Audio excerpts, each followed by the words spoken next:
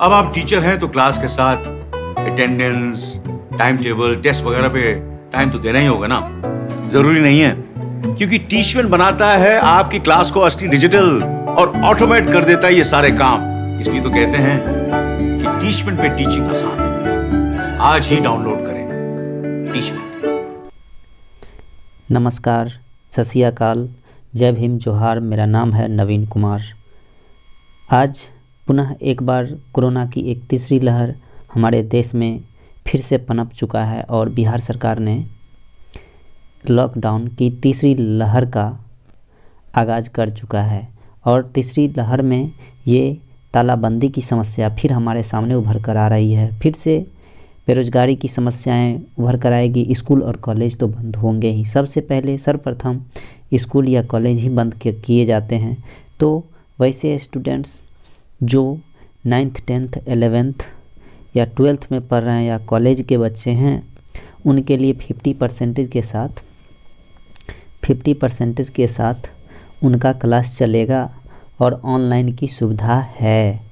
और उन्होंने ऑनलाइन को प्राथमिकता दी है, ऑनलाइन क्लास की प्राथमिकता उन्होंने दी है। तो वैसे क्लास और वैसे स्कूल्स जो ऑनलाइन क्लास चलाएगा उसका स्कूल तो चलेगा, लेकिन वैसे बच्चे जो पहली से लेकर के 8th तक के बच्चे हैं उनका पूर्ण रूप से बंद रहेगा, प्रतिबंधित कर दिया जाएगा। तो फिर से एक तीसरी बार हमारे देश में लॉकडाउन की समस्या आ चुकी है। बेरोजगार लोग अब वो अपनी रोजी रोटी नहीं कमा सकते हैं और ना ही अपने काम धंधों पर सही से जा सकते हैं। तो इसकी एक समस्या हमारे सामने आ गई है। तो मैं आपको ये सभी रूल और रेगुलेशन मैं आपको पढ़ करके बता देता हूँ। इस वीडियो को आप पूरे देख लीजिए, अदरवाइज़ आप इसका स्क्रीनशॉट लेकर के सभी चीज़ों की जानकारी ले सकते हैं। तो मैं आपको बताने जा रहा हूँ कि सभी दुकानें एवं प्रतिष्ठान 8 बजे रात्रि तक ही खुले सकेंगे। आज के मुख्यमंत्री के कैबिनेट की बैठक में इन सभी निर्णय को लिया गया है।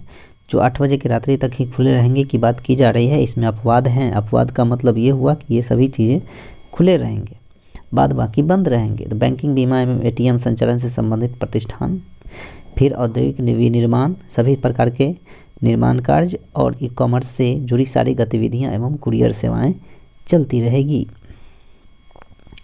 देखिए, कृषि एवं इससे जुड़े कार्य चलते रहेंगे। प्रिंट और इलेक्ट्रॉनिक मीडिया भी, इलेक्ट्रॉनिक कम्युनिकेशन, इंटरनेट सेवाएँ, पेट्रोल पंप, LPG, पेट्रोलियम आदि से संबंधित खुदरा एवं भंडारण प्रतिष्ठान की दुकानें खुली रहेगी। कोल्ड स्टोरेज एवं वेयर हाउसिंग सेवाएं, निजी सुरक्षा सेवाएं, ठेला पर फल एवं सब्जी की घूम कर की बिक्री, ये भी चलती रहेगी। दुकानों प्रतिष्ठानों का संचालन निम्नलिखित शर्तों के साथ किया जाएगा। अब वो शर्त क्या है, देखिए। दुकानों प्रतिष्ठानों में सभी के लिए हमेशा मास्क पहनना अनिवार्य होगा।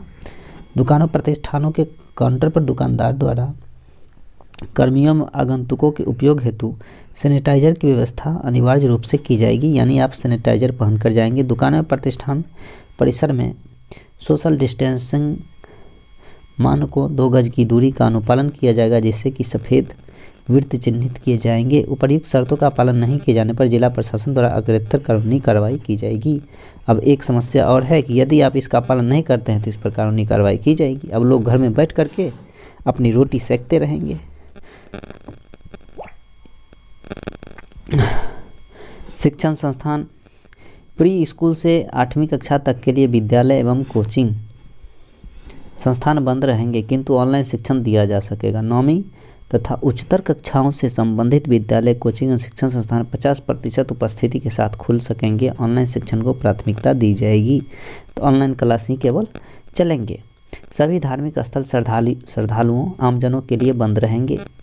सभी सिनेमा हॉल, शॉपिंग मॉल, ये सब खुला रहेगा, बंद रहेगा।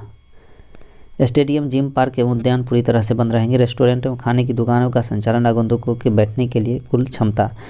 और एक रही बात शादी की, तो विवाह समारोह अधिकतम 50 व्यक्तियों की उपस्थिति के साथ आयोजित किए जा सकते हैं।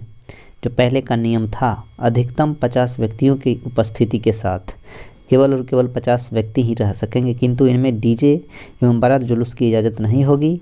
विवाह की पूर्व सूचना स्थानीय थाने को कम से कम 3 दिन पूर्व देनी होगी। अंतिम संस्कार श्राद्ध कार्यक्रम के लिए 50 व्यक्तियों की अधिक सीमा रहेगी, यानी शादी के लिए भी 50 व्यक्तियों की उपस्थिति होगी, और यदि श्राद्ध कार्यक्रम है तो उसमें भी 50 व्यक्तियों की ही उपस्थिति अनिवार्य कर दिया गया है। तो इन सभी चीज़ों को देखते हुए ये पता चलता है कि एक बिहार में फिर से एक बार और लॉकडाउन हो चुका है, और यह तीसरी लहर है।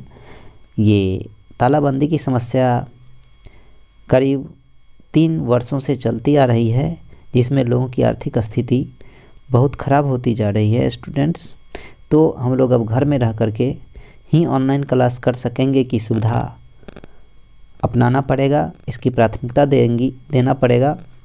ऑनलाइन क्लास जिस स्कूल के पास है तो अपना ऑनलाइन पहली कक्षा से लेकर के 8वीं तक के स्कूल अपने बच्चों को सुविधा उपलब्ध करवाएंगे, और यह कब तक चलेगा यह अगले आदेश तक बताया जा रहा है कि ये तालाबंदी की समस्या बनी रहेगी। तो हमारा बिहार राज्य एक बार और फिर तीसरी लहर के साथ तालाबंदी की समस्या से जूझने चला है, और फिर कब तक बंद रहता है आगे निर्देश तक।